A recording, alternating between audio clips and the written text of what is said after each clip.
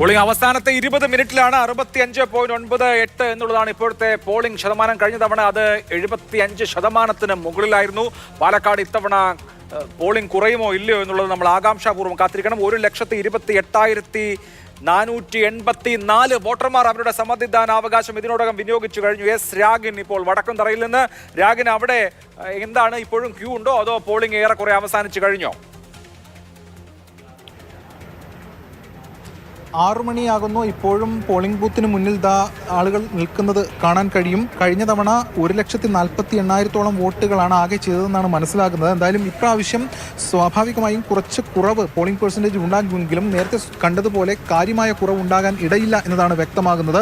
എന്തായാലും ഇപ്പോൾ വോട്ടർമാരുടെ നിര ഈ ബൂത്തിലുണ്ട്. ഈ ബൂത്തിൻ്റെ ഒരു അവസ്ഥ നോക്കിക്കഴിഞ്ഞാൽ വടക്കന്തറയിലെ 65ാമത്തെ ബൂത്താണിത്. ഈ ബൂത്തിൽ ആകെ 1,372 വോട്ടർമാരാണുള്ളത്.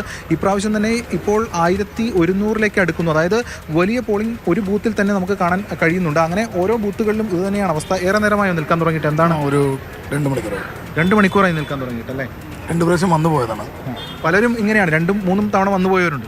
നല്ല സ്ലോ ആയിട്ട് എന്താ അറിയില്ല, നല്ല രസമുണ്ട്. ഇനിയും കുറച്ച് പേരും കൂടി 6 മണിയാവാറായി. ഇനിയും കുറച്ച് വരാനുണ്ട് ആൾക്കാർ. എന്താണ് കുറേ നേരമായോ? ഞാൻ 2-3 വർഷം വന്ന് നോക്കിയിട്ട് പോയതാണ്. ഓഫീസിൽ പോകുന്നത് വർക്ക് കഴിഞ്ഞ് വരികയാണ്. പലരും അങ്ങനെയുണ്ട്. ജോലി കഴിഞ്ഞ് വോട്ട് ചെയ്യാൻ എത്തുന്നവരുണ്ട്. അതിനു മുൻപ് ചെയ്യാൻ കഴിയുമോ എന്ന് പ്രതീക്ഷിച്ചവരുണ്ട്. പക്ഷെ നടന്നില്ല. അങ്ങനെയൊക്കെയുള്ള ആൾക്കാരാണുള്ളത് അല്ലേ? അതെ, 4 മണി മുതൽക്ക് ലൈനിൽ നിൽക്കുന്നതാണ്. ഇത്ര നേരമായിട്ട് ഇവിടെ എത്തിയിട്ടേ ഉള്ളൂ. തൊട്ടപ്പുറത്തെ ബൂത്തിൽ അത്ര തിരക്ക് കാണുന്നില്ല. പക്ഷേ ഈ 65ാം ബൂത്തിൽ വലിയ തിരക്കുണ്ട്. കുറച്ച് നേരം.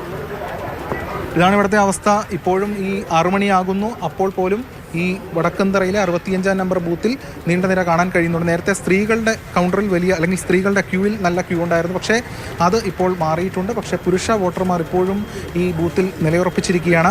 സാധാരണഗതിയിൽ ഈ ഉപതെരഞ്ഞെടുപ്പുകളിൽ അല്പം പോളിംഗ് പെർസെൻറ്റേജ് കുറയാറുണ്ട്. അത് സ്വാഭാവികമായും അങ്ങനെ കുറയാറുണ്ട്.